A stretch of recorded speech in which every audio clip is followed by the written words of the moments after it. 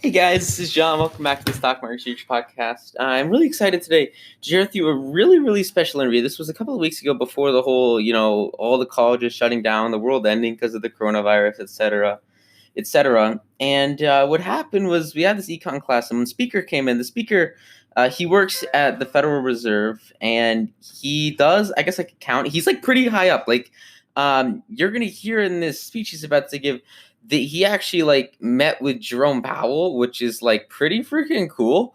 And he's worked with Jerome on a couple of occasions setting up like actual monetary policy for the fucking Fed, which is like, whoa, like that's pretty cool. There were a lot of really cool insights and takeaways from this that I learned just hearing like from the inside what this one guy learned, like actually working at he's worked there for a very long time. And there were a lot of really great answers he had to sort of some of the strategies, the techniques, and the tactics that the Fed uses that are particularly, applicable during times of economic crisis, like right now when you've got the Fed printing $2 trillion a week, or to the extent of 16 trillion on the balance sheet. I mean, this is a very pressing and important topic. So I could not have found a more timely chance to get this chance to hear this interview and this speech. And so that's why I'm really excited to share it with you, and hope that you get a ton of value from it. And so with that said, I will see you guys. Well, I won't be talking to you, but I will hope you enjoy the interview after the intro. Bye.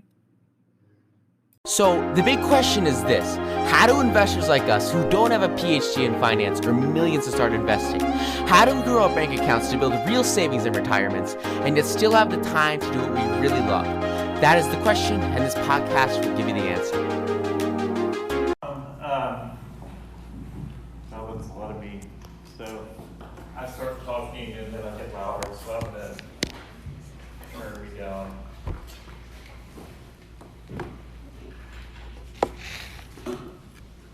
That seems more like it. My wife would tell you that you don't need too much of me. So she quit listening to my presentations a long time ago. My name is Princeton Williams. I work for the Federal Reserve Bank of Atlanta. Just a little bit about my background. A student in the early class asked me about my path. I was a classroom teacher, taught AP macro and microeconomics in Fort Worth, Texas. Decided somewhere along the way that I wanted a graduate degree, and I never ever wanted to take another education class because on the whole education classes are terrible, and I didn't want to be an assistant principal, so I went back and did econometrics instead and did a Master of Arts in economics. That spring, the Federal Reserve Bank of Dallas actually posted a position that said they wanted someone with classroom experience in pedagogy, and on the other hand, the knowledge of the econometrics and all the formal economics, so that I could translate the work of economists and make it into real people speak. So my standard joke is that I can read the Greek letter papers, but I don't get paid enough to write them. So there you go.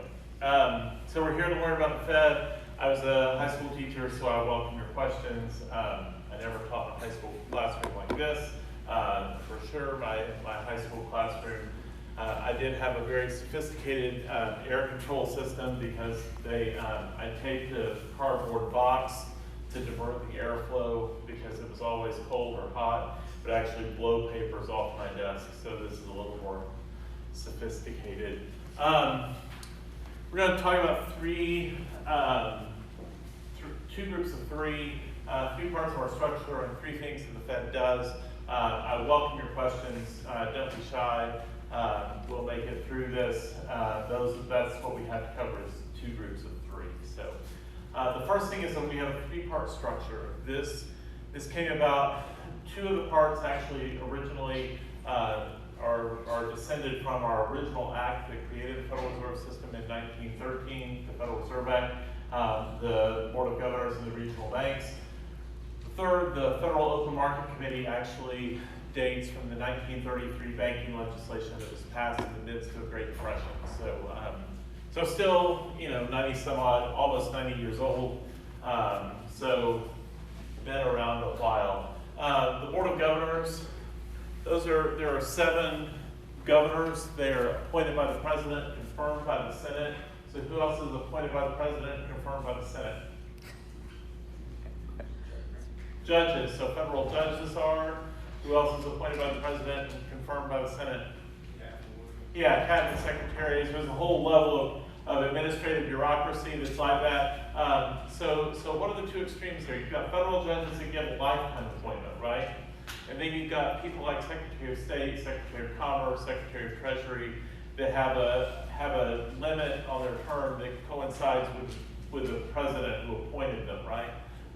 So Mike Pompeo, if Donald Trump doesn't win the election again, and even if he does, it's not guaranteed that he will be the Secretary of State in the next administration in 2021, right?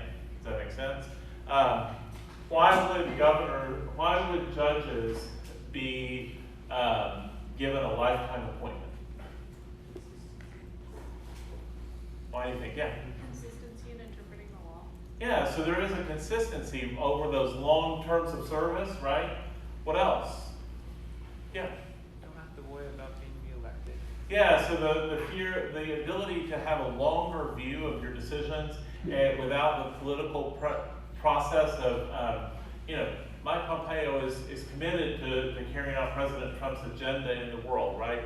If he had an unlimited term, a lifetime term as Secretary of State, he might conduct diplomacy differently, right? And that might be good, that might be bad, I don't know. But at any rate, the Board of Governors sits between those two. So they have 14-year terms. There's one that expires every 2 years. What do you notice about the pictures up there? How many are there? 5. There's 5. What did I say? How many governors did I say there were? 7. Yeah, so it turns out there's dysfunction in Washington, shockingly enough. There have been there are currently 2 additional candidates in line that have been nominated or being considered by the Senate currently. One is a woman who I should have looked up her name between classes because I had forgotten it in the first class as well. She's an interesting choice. She believes in a gold standard, which is sort of antithetical to what the Fed has historically stood for since the 1970s when the United States left the gold standard. She's been very critical of the Fed and the Fed's independence. So that's an interesting choice, but that's President Trump's right to nominate. The other is probably what I would consider a more conventional choice. It's Chris Waller. He's the director of research at the St. Louis Fed and a respected academic in monetary policy and macroeconomics. That would be a more traditional pick, but you can pick a Fed critic to serve on the governors as well. So there's 3 officers that actually serve that are picked to run a concurrent term as governor. So Jay Powell was already appointed as governor, and then he got the special pleasure of a second Senate confirmation hearing to become the chair of the Board of Governors. So it's a separate appointment, and that term is renewed every 4 years. So you might remember, shortly after President Trump was elected, Janet Yellen's 4-year term as governor as chair was expiring, and he chose to appoint Jay Powell. If President Trump is reelected, it'll be an interesting choice about whether he takes a traditional route of reappointing Jay Powell for a second 4-year term. Janet Yellen was the first in a number of chairs that wasn't appointed to a second term. So read the tea leaves as you may on that one. Good place to insert the disclaimer. There I am sitting with Jay, big bald head, that's me. It was cool. It was an event where I was interviewing Jay for Chair Powell, I guess I should say. Jay and I were hanging out.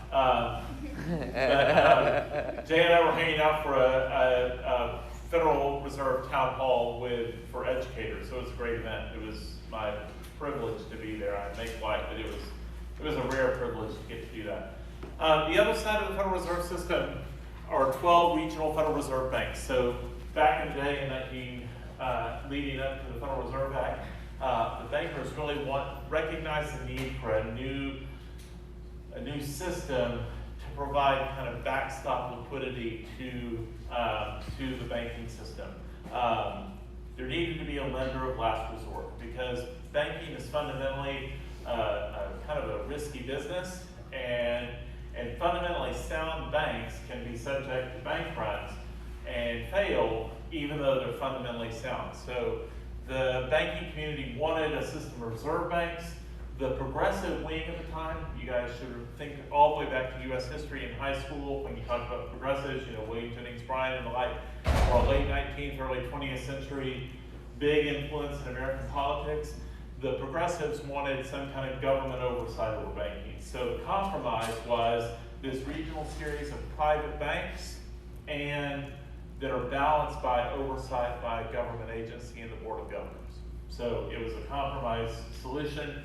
The Act called for between 8 and 12. The Reserve Bank Organization Committee picked the 12 that are on the map. The little black dots are branches, so Atlanta has 5 branches. New Orleans, Birmingham, Nashville, Jacksonville, and Miami. We've got the oldest branch in the system in New Orleans. We've got the newest branch in the system in Miami. So we get the first and the last. Yes? Since Wall Street is in New York, does that specific branch have any special privileges compared to the other branches? Wait, Washington. So Washington D.C. is actually in the Richmond district. So the Board of Governors is in the Richmond district, and so Richmond would actually provide all the financial services to banks in Washington D.C. The Board of Governors is just a government agency that's there. The one bank that, if you could call it first among equals, would be the New York Fed, because they manage the system open market account that invests about $4.25 trillion asset portfolio. So that's not small, to manage a $4.5 trillion investment portfolio. So that's what they do, and they manage that on behalf of the other 12 reserve banks. The open market account is actually held jointly by all 12 Federal Reserve banks. Yeah? Is that in equities or private debt? It's primarily in government securities, treasury debt, secondarily in mortgage-backed securities that are conforming, that are issued by Fannie Mae and Freddie Mac, and then some agency debt from Fannie Mae and Freddie Mac. So about, I'm not going to speculate. It's on the distribution of that fund is on the Board of Governors website, so you can look it up. So yeah, the two main components are treasury securities and mortgage-backed securities. Is that what they use for overnight reserves? That is. So banks. So you're asking about the balance sheet of the Federal Reserve System. So our liabilities include outstanding. Our two largest categories of liabilities are outstanding cash and reserve and bank deposits, bank reserve accounts, right? And so that's balanced against our assets of this portfolio of debt securities. Does that make sense? Yeah. Other questions? All right. I keep walking back and forth because my clicker's not working, so sorry about that. So those two sides come together, the 7 governors and the 12 Reserve Bank presidents come together and meet at the Federal Open Market Committee.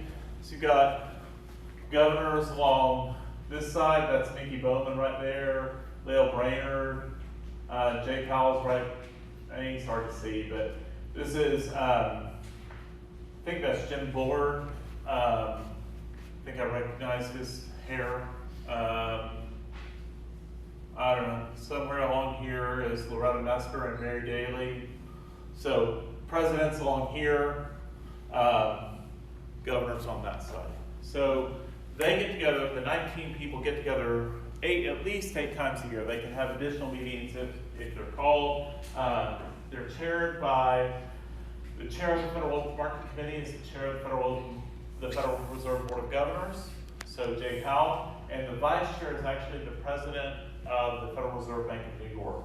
So they hold New York because they're managing the open market account.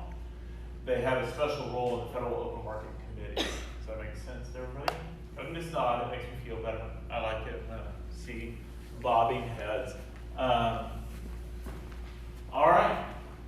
Questions about structure? Everybody good on the 3 parts of the structure? All right, 208, we're doing good. So there's central banks around the world. The Federal Reserve is not unique, except that we're American, right? Where there's central banks that do largely the same kind of stuff that we're about to discuss all over the world. Yes?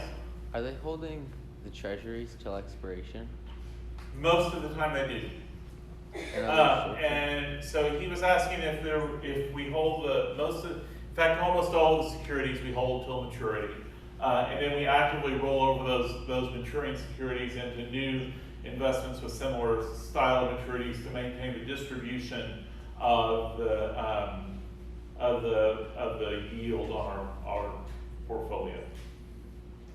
So What's the average holding period? So that is on the website. I will point to that. And if I have time, I'll show you before we end up. I'll show you where to find that. Or if not, I'll show you afterwards. So, all right. 3 things we're going to focus on that the Federal Reserve does. Supervise and regulate banks. Oh, and by the way, these slides are all going to be on your class website. There's a name for it, but I forgot already. Yeah, so that. So it's out there, so don't write down what's on the slide unless it's just particularly scintillating. And then you'll have it. So supervision and regulation. So one of the most important things that the Federal Reserve does is oversees the banking system of the United States. So what does it take to oversee the banking system? And I'm going to go back to a story that I think really illustrates it. So my kid, who's a freshman actually down in Mercer, back when he was in 6th grade, he went to middle school in Fort Worth, and they had a uniform. So it was not like a private school, because it was a public school. So no plaid, but it was either khaki pants or khaki shorts, blue pants or blue shorts, or jeans, basically on the bottom. Like a polo style shirt with it had to have buttons. It couldn't be like, it had to have a collar. Could be blue or white, right? Had to be tucked in, had to have a belt, had to have tennis shoes because they didn't want 6th graders trying to keep up with shoes to change in and out of for PE, right? Seem reasonable? Seems like part of your experience, right? Who created that dress code? Did the school create it? So it was lower than the state government. I heard somebody say state government. It's more localized than that, but it was bigger than just the school. School board? The school board, yeah. So the school board, and some of the process would sound familiar. So they would have put out a draft set of regulations, a draft dress code. They would have taken public comment. They would have held public hearings to get input from parents and students and teachers and all the different constituencies, right? The business community to see if that is a viable thing that the business community could have affordable options for families to buy enough blue and white polos for their kids to wear to school, all that kind of stuff. But then the school board would actually pass the law, right? I mean, it wasn't really a law, it was to pass the code, and that would tell kids how they had to dress. But how many school board members showed up when my son went to social studies on the first day of the year in Miss Pempton's social studies class? How many school board members were there to make sure he was dressed right? Your answer should be 0. So who was there to make sure he was dressed right? It was Miss Pempton, and she was about this tall, and she'd been there about 100 years, and like she had taught the parents and the kids who were in the room, right? She was just like a fixture, right? And nobody messed with Miss Pempton, right? She had that class down, and those 6th graders lived in fear. But she was a supervisor. The school board was a regulator. Does that make sense?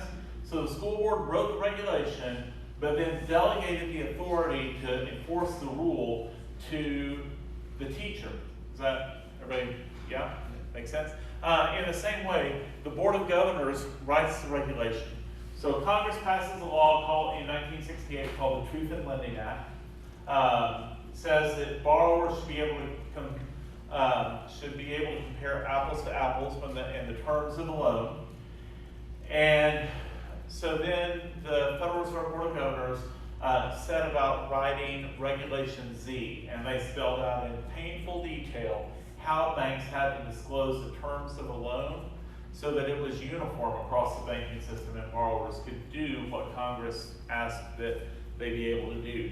Then they delegated the authority to enforce that to the banks. Does that make sense? You can think about Ms. Pimpton, then you get a supervision and regulation question. What kind of rules do we write?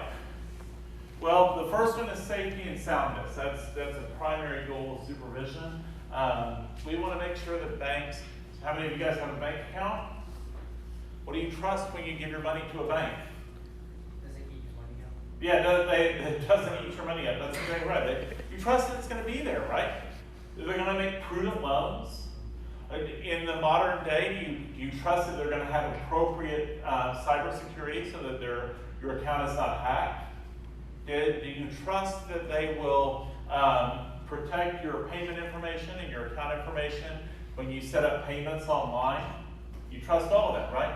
Well, it turns out that there are rules about all of those things, and we have to make sure that banks follow those rules. A really practical example is that a friend of mine works in Soup and Rag, and actually she is in the credit risk department, and she has to go in to banks, and they call these on-site visits. Oh, there's an acronym that I just lost, but at any rate, she does on-site visits, and she takes a list of loans that the bank has offered as collateral for their discount window loans, and she goes and actually makes sure they have all the paperwork signed, right? And that they can produce these random files that she calls out for us. Because don't you think that a bank should keep track of their loan documents? That would seem to make sense. But that's actually one of the functions, that there are appropriate controls, that it's in a locked area so that it actually has limited access, and that they can produce the documents that they need to produce. So that's kind of the safety and soundness example. On the other hand, on this side, fair and equitable treatment. So I'm going to only make one group stand up. I need everybody in the room who is a white male, who owns land, and is a tithe-paying member of the Episcopal Church to stand up. Anyone? So the rest of you, at some point all of you, every single person, including myself, would have been denied banking services in the United States at some point. Okay? And that's not a 18th century phenomenon. So I have a friend she worked with me at the Federal Reserve Bank of Dallas. She had an aunt who had never married. She inherited a family farm up in Kansas, and in the mid-70s, so in my lifetime, I'm old, but I'm not that old. So in the mid-70s, so less than 50 years ago, this woman inherited a substantial piece of land. She's unmarried, and she went to sell it and dispose of it. The bank wouldn't allow her to sell it unless her brother or a cousin came to sign for her, because she was incapable of making that financial decision on her own. Now, women in this room, how many of you would like to be told that you can't sell a piece of property that you own outright until you have your brother or your cousin come and sign to make sure that you have the right to do that? That should rile you a little bit, I would think. The other one that I would say is that more recently than that, in 2008, during the financial crisis, where one of the big problems was banks offered very aggressive, most would say predatory types of loans with balloon payments and adjustable rate mortgages and all kinds of nefarious things that were piled on consumers who didn't know what they were taking on. And those were overwhelmingly marketed in low and moderate income communities, particularly those low and moderate income communities of color. And there have been studies proving that they were disproportionately addressed in communities of color rather than in affluent white communities. So we have not gotten here yet. How's that? Still working on it. Who do we supervise? The biggest group on this On this slide is the holding companies. That's really a source of a lot of our power, is that we regulate the holding companies that own banks. So Bank of America holds a number of chartered banks that they own across the country. They would have different, and those individual banks would be chartered under different charters, and maybe the Treasury Department regulates those national banks, but we regulate the holding company that owns all of those banks. So that's the majority of the institutions that we regulate. All right, so the second thing we do, so we supervise and regulate banks. Second thing we do is we provide financial services. So over across the highway on 10th Street is Federal Reserve Bank of Atlanta. We deal with cash there. We have 5 or 6 machines that process about 100,000 bills per hour. We process somewhere in the neighborhood of 20 million bills a day. 20 million bills, items, so ranging in value from 1 to 100. So, add as many zeros onto 18, 20 million as you want to. We're looking for notes that are genuine, that are not counterfeit. We weed out about 100 counterfeit bills a week out of all of those. We're looking for notes that are fit. And we destroy a good number of notes because they're too worn, torn, dirty, or gross to go back into circulation. So we're the ones that make sure you have genuine money, and ones that make sure that you have fit money to go back out. So we only deal with banks. You can't come up and buy all your $2 bills. That's they're actually $2 bills are in fact legal tender. They're still out there, real money. So when Grandma sends you $2 bills, keep them, because you're still able to spend them. Actually, though, the cash that we process is dwarfed by the electronic transactions that we do. So we have FedWire that does large single transactions, and we actually have a significant role in ACH transactions that are more like your direct deposits from work. This is 15 years worth of data. It's a good chart. I know that it's 5 years old, but I think it still tells you a story. So how many of you in here regularly use checks, like the paper kind, where you sign your name? So 1, 2 of you maybe. Do you use that for more than, so in 2000, we had 40 billion payments on checks. By 2015, that was less than half of that number. It's just, the number of checks has dwindled significantly. There are a few checks still being written. Small businesses really like checks. Why would small businesses really like paper checks? It creates a, what do you think? Like hold people. They what? Usually if they get robbed, they don't have to hold people. Yeah, they might not want to hold, but why would they, particularly for their accounting, why would they want paper checks? It leaves sort of paper trail. That's exactly right. They actually really like, they print a check, they take a photocopy of it, they staple it to the invoice. I mean, there's a whole paper trail that's associated.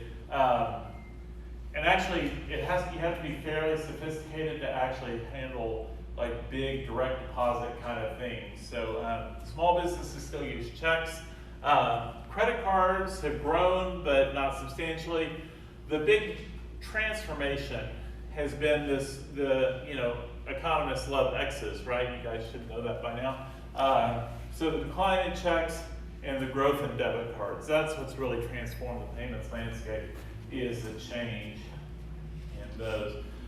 Debit cards, though, are kind of interesting because we do a whole bunch of debit card transactions. We swipe our debit cards early and often, but actually they are a very small, most of those transactions are really small. So 69 billion transactions in 2015 only amounted to $2.5 trillion worth of transactions, okay? On the other hand, the other side of the pyramid, the other end of the pyramid, 9.9 billion ACH transactions accounted for $90 trillion worth of transactions. So almost flipped. Yes? What are ACH? Oh, that's a good question. I'm sorry. Automated clearinghouse. So if you get direct deposit from your employer, that is an ACH transaction. It's basically an electronic version of a check. So credit transfers are the ones where money is being sent to someone, to a bank, to an individual's bank account. On the other hand, debit transfers are when you initiate something where someone pulls money out of your account. So, how many of you guys pay your own insurance? Maybe a few of you? How many of you have ever pulled the check register out of the very back of your drawer, right? Or you had to call your parents and find out what the routing number on your checking account is so that you could initiate an electronic transaction like to pay your tuition, right? And you read all those crazy numbers off the bottom of your check. You know what I'm talking about? You're initiating an ACH debit transaction. So you're enabling Georgia Tech to pull money from your checking account. Does that make sense? It's different than when you put your debit card on something, right? And it actually doesn't have the same limits. So like if you need to make an ACH transaction, you can have a much higher limit than if you just try to pay with your debit card, right? My son actually ran into that because he tried to pay for a tuition balance at Mercer, and he couldn't pay it with his debit card because his daily transaction limit wasn't high enough to pay it. And they have, picture a really complex Excel spreadsheet with every teacher, the amount that they're going to get paid, and their banking information, right? Fayette County sends that to their bank and says, pay all these teachers to all of these different accounts. That bank will actually send it to one of that list to one of two places. They'll either send it to the Federal Reserve about half the time, or the private clearinghouse organization that's owned by banks about the other half of the time. And those organizations, the Fed and that other organization, will split that list and resort it and say that this many millions of dollars in payroll from Fayette County gets split up between these banks, and send the instructions for the deposit along with it. And does it every night on a recurring basis, automatically, instantaneously, reliably, and safely. So that it's that middle role of sorting it. Really, the best way to think about it is that when we used to all write paper checks, what had to happen was that you would write checks to Target. People wrote checks to Target, and then Target at the end of the day would put all those checks in their bank. And the bank would send those checks to the Federal Reserve. And the Federal Reserve would scan all those checks and credit the bank that had deposited them, right? And then we would resort them into all the banks that were drawn on and withdraw the money from the banks where they were drawn. So it's that sorting process in the middle. That's the clearinghouse function. Is it Does just that make like sense? is it just like a big Excel spreadsheet? Yeah, that's, I mean, more secure than that, but yeah, I mean, it's a database program. All right, last part of what we do with 15 minutes to go, 18 minutes to go, so we're doing well. Monetary policy. So monetary policy is the unique purview of the Fed. So Congress has given us the right and the responsibility to do this. So that's why it's the actions of a central bank. What do? We influence the availability and cost of money and credit. So what does that mean? Well, money and credit, in my most simple way, it's kind of like Goldilocks. What did Goldilocks want? She wanted the porridge to be what? Just right, right? So money and credit, there can't be too much, because what happens if there's too much money and credit out in the economy? You get inflation, right?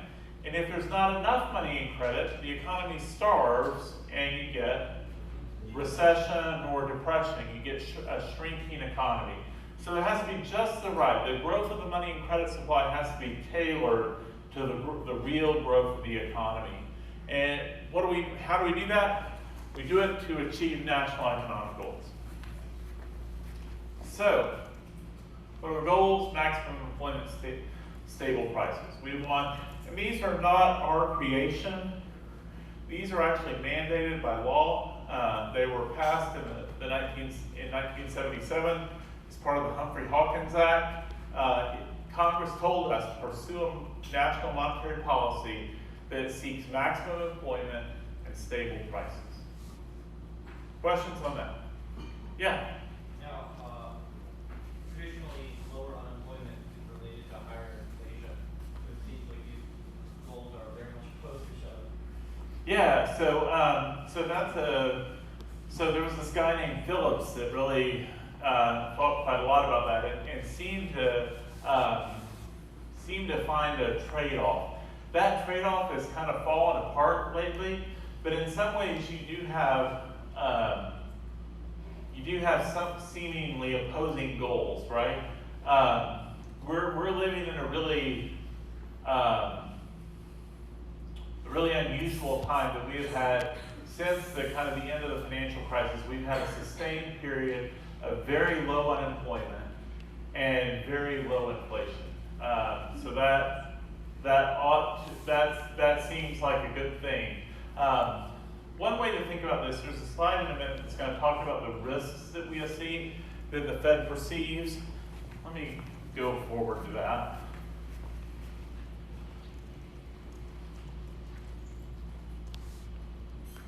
Yeah. Because I think that this is kind of a better way to think about that. We've taken those two goals, and the Fed looks for risks in the economy. I usually tell the story that my poor son was raised in a household with 2 teachers. So when did he get to miss school? Rarely should be your answer, but there were 2 occasions that Drew Williams could miss school. What do you think they were? What 2 signs would we look for as parents? This is where you participate. And what? Sick is not going to be good enough. He's got to have a visible sign that we can measure. Broken leg. Fever. Oh. Yeah, broken leg maybe, at least for the day of the appointment to get it set. So fever is one reason, right? There was another one. Throwing up. Active vomiting could keep him home, right? And here's why those 2. Why do we keep him home with fever? Because he is contagious. Why do we keep him home when he's actively throwing up? That requires a little more nuance. I taught in high school where I had carpet in my classroom, much like this. But unlike this room that probably gets cleaned fairly regularly, the solution at my high school for a vomit incident in my classroom was kitty litter during the day, vacuuming maybe by the end of the week, and then a carpet cleaning whatever year I came up in the rotation. Okay? So I didn't send him to school when he was actively vomiting. Made sense, right? So those were 2 signs that were like 2 clear-cut signs. Those are both indication that something is wrong with the kid, right? Well, we look for signs that there is something wrong with the economy. We look for upside risk and it could be a lot of things. It could be that the economy is expanding too quickly, that prices are rising, that the economy is overheating. Okay, those are upside risks. And that's where you get this idea that it's not just slowly and steadily rising prices, it's the housing market is growing, that home values are rising at 10%, and you can't find enough construction workers to fill the demand, right? Does that make sense? You're not just creating new jobs, you're creating new jobs so quickly that you can't fill the demand for those jobs. And what happens if you can't fill the demand for those jobs? Well, then those employers have to offer higher wages, right? So those are upside risks. On the other hand, we look for downside risks. We look for the economy growing too slowly or shrinking. So in a couple of weeks, when the Federal Open Market Committee meets, they'll have to evaluate whether coronavirus is going to be a drag on the upcoming growth. I heard a thing on Marketplace this morning that global growth will probably be shrunk by 0.5 point, like 1/2 of a percentage point. So maybe slow from like 2 or 2.5% down to 1.5 to 2%. If the virus is well contained. If it's not well contained, it could shrink from anywhere from 0.9 to 1.5%, shave that much off. So we can go from like a 2% growth rate to a 0.5% growth rate if the virus gets out of contain. That would be a significant global downside risk. So when you ask about whether or not they seem to be opposing, we're looking for kind of a bigger picture, and it really encompasses both of those. So like the Great Depression, lean on a historical example, the Great Depression, not only did you have unemployment, but you also had shrinking prices, and you also had financial indicators that said that the economy was kind of shuddering to a close.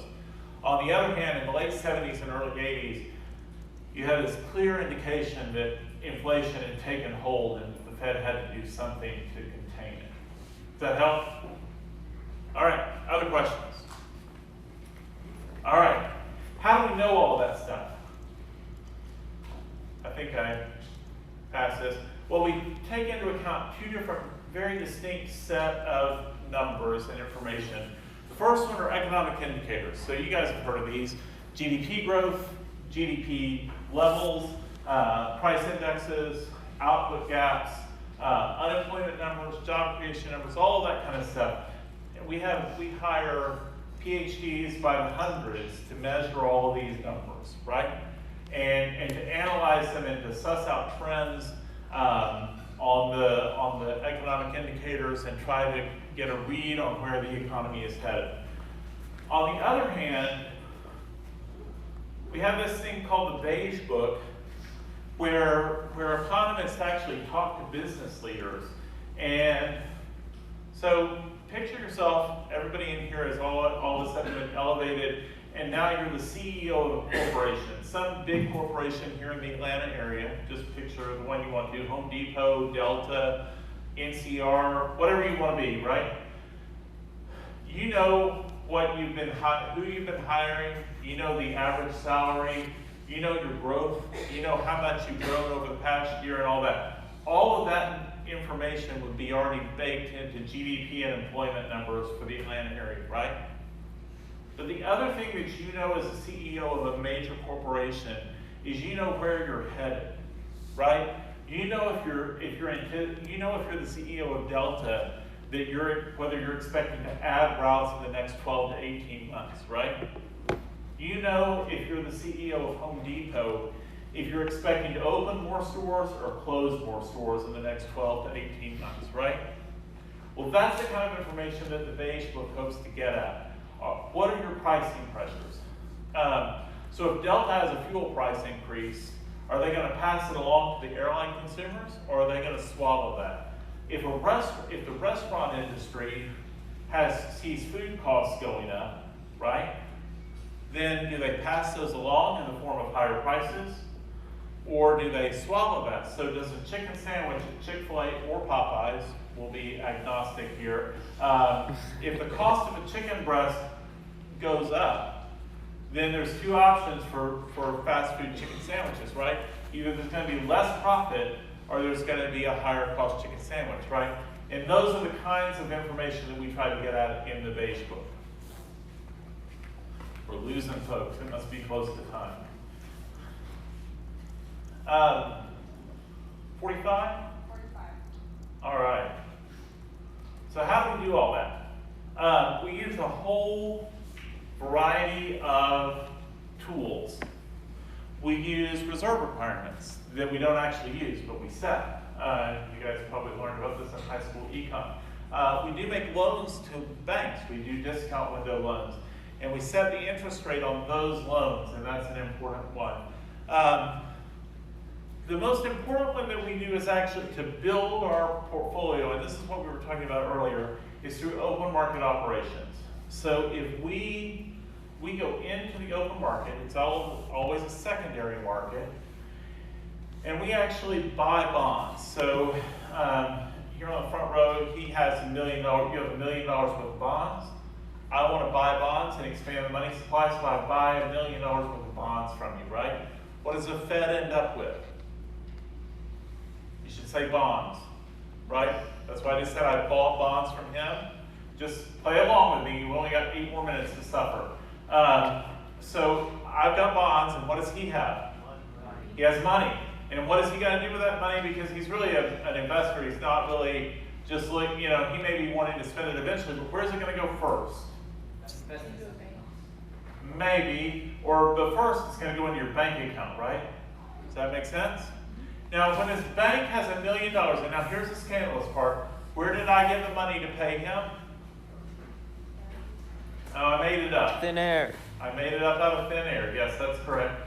It's newly created money, because that is the point of a central bank, is that we create the money supply.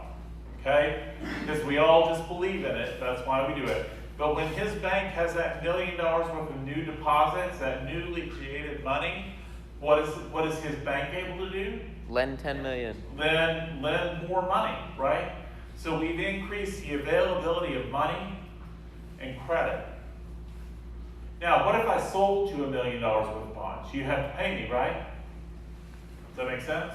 Well, what happens when you pay me for those bonds out of your bank account? What happens to the amount of money in the banking system? It's going. Yeah, it's taking away money and also the ability to extend credit. So overnight reverse repurchase agreements are actually a temporary way for us to drain reserves from the banking system. They're a fancy way to do a temporary sale of assets. The last and most important thing that we're doing now is we're actually paying interest on banks' reserve deposits. And that is allowing us, in this world where we've taken significant action to expand the balance sheet of the Fed, we're actually taking the step since 2008 to pay interest on reserves. So how does that work? Well, if your bank has reserves that are sitting there, they can either choose to leave them parked in the reserve account of the Fed, or they can use them to make loans, right? So if they use them to make loans, then that expands the supply of money and credit. If they leave them parked, it doesn't. How can we incentivize them to leave them at the Fed? Well, we pay them to do it. We pay interest. Just like you would be incentivized to keep money in your bank account if your bank paid a higher rate of interest. Does that make sense? The Fed pays interest on reserve balances. Questions this last couple minutes? Yeah. How many resources does it actually take to do an ACH transfer? That is a great question, and I don't know. Can you repeat the question? Oh, I'm sorry. He asked how many resources does it actually take to do an ACH transaction, and I don't know. That'd be on the private side, and I don't really know. I know we expend a lot of resources to make sure they're secure, but I don't know how many. What else, yeah? Why is it that you think the relationship between inflation and unemployment is breaking down? So I would, hubris would let me say that the Fed is doing a better job. I mean, that would be a great answer, but probably a less than satisfactory one. Although it's actually really true that since the great inflation of the late 70s and early 80s, people actually believe that the Federal Reserve is committed to 2% rate of inflation, right? They actually believe our commitment. And actually, it's shocking that your peers actually believe that even more so than people my age. You guys actually have never lived through a period of inflation. You've never seen it. Yeah. Right? And so you are unaccustomed to what inflation looks like. I remember when gas went from like 25 cents a gallon to like $1.50 a gallon, right? That's been in my lifetime. But I remember when gas pumps didn't have the ability to go over 99 cents, and gas stations, until they fixed it, had to charge per half gallon, right? Until they retooled the gas station. So I've seen inflation. You guys have never seen inflation, so it's really hard for you to comprehend what an inflationary economy would look like. And so you really don't believe it, right? And so you just expect that it will always remain low inflation. And that means that other factors kind of influence the unemployment market other than this traditional, like a Great Depression kind of model of the financial crisis. So, think about the financial crisis in 2008. There was huge unemployment, like up over 10%. We all thought the sky was falling, right? Well, it was 25% in the Great Depression. So we are better responding to those macroeconomic crises.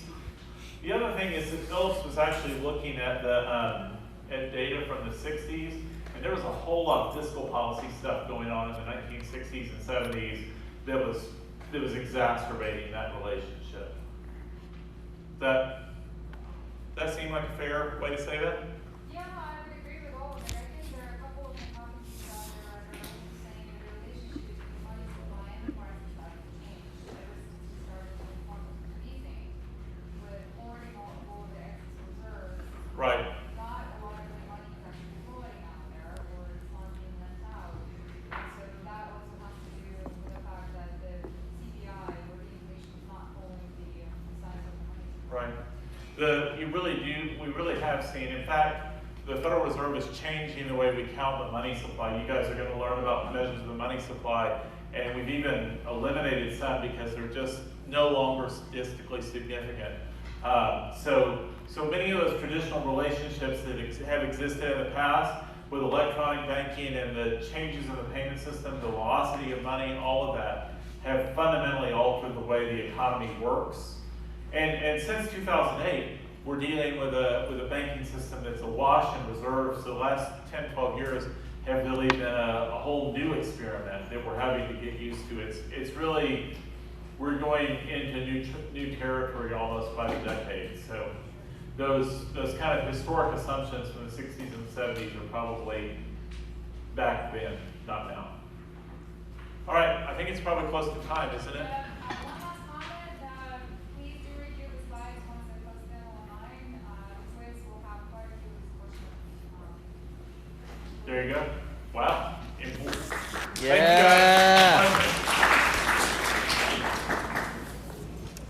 guys. Want more stock market secrets? If so, go get your free copy of my best-selling book, 9 to Noon. You can get your free copy plus $11,176 of unannounced bonuses it took me years to uncover, completely for free at 9tanoonsecrets.com. Inside 9 to Noon, you'll find the top 38 secrets you can use to double your portfolio every 2 years and make upwards of 10% per trade daily.